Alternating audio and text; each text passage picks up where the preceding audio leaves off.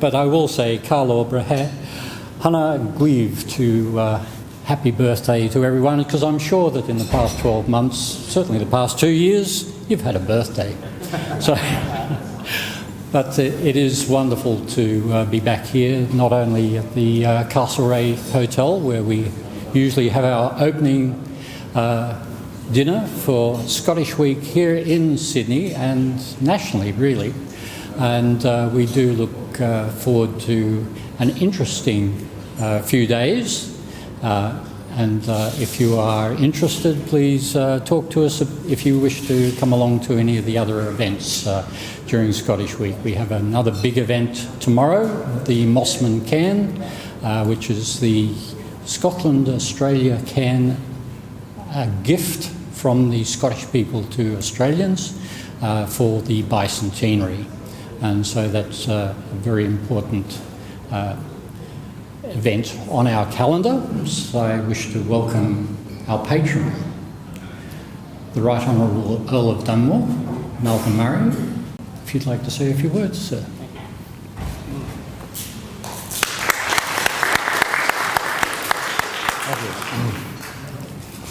I'm pretty short too, so I'll get it round. Thank you, Malcolm.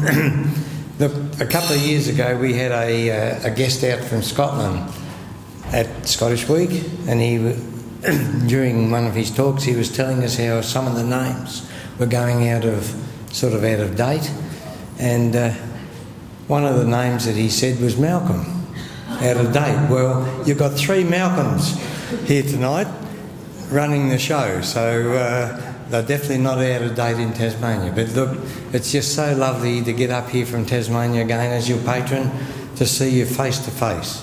I mean, Zoom is a wonderful thing, but it keeps us going, but it's nothing like face to face.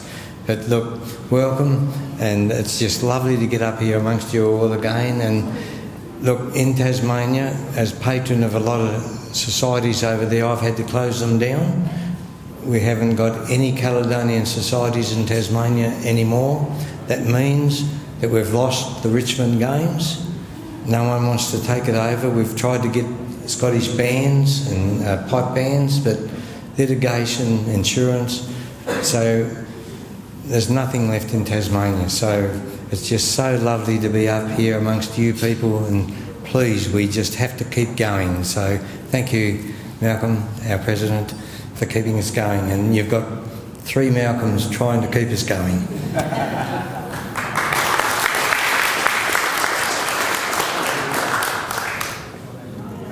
We'll say the Selkirk Grace to get proceedings underway. The Selkirk Grace is a very well-known Burns grace, and I believe the story is that Rabbi Burns was invited to the Lord Selkirk's for a meal, and as was their wont, they put it upon him to say a grace before he started. Now the Lord Selkirk was suffering from gout at the time, probably due to overindulgence, and Robbie did notice when he went in there that a lot of the workers and the staff were very poorly off, and they weren't very well provisioned with.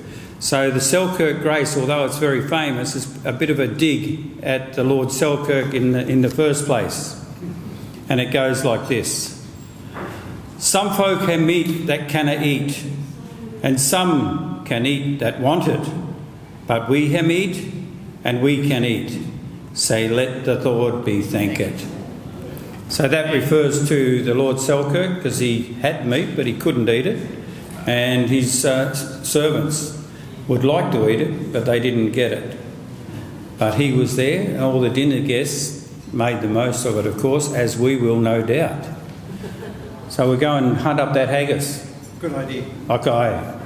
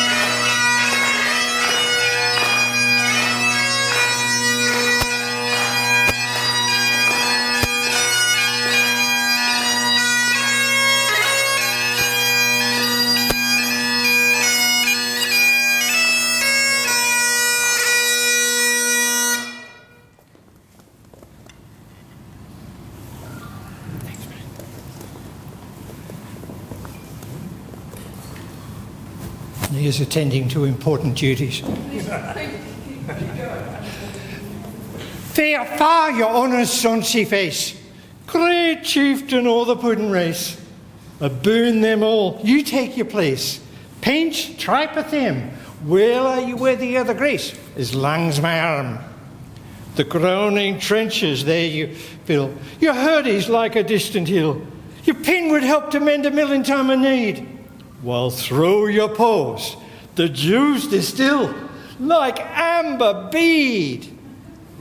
His knife, see, rustic labordite. In these COVID times, we need to make sure it's very clean. And cut ye up with ready light, trunching your gushing entrails bright like on a dish. But then, oh, what a glorious sight!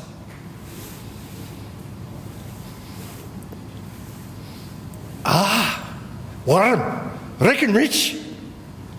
Then horn for horn they'll stretch and strive. They'll take the hindmost, on they'll drive, till all their well-swelled kites are bellied like drums. The old weedman, where is he? There he is. The old mate Mal, nest like to reeve. Be thanked hums. Poor Dale seemed always trash, as feckless as a withered rash. His spindle shank a good whiplash, his knave a knit. Through bloody floods and fields to dash. Oh, how unfit. But mark the rustic Haggis fed. The trembling earth resounds his tread. Clap in his willy nave a blade.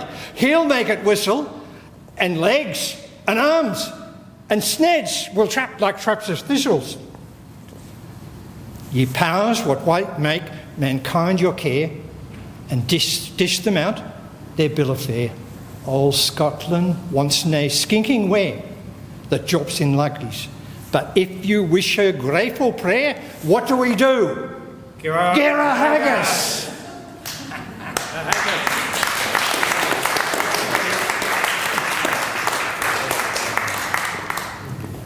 So be prepared, very shortly it will be dished out to you.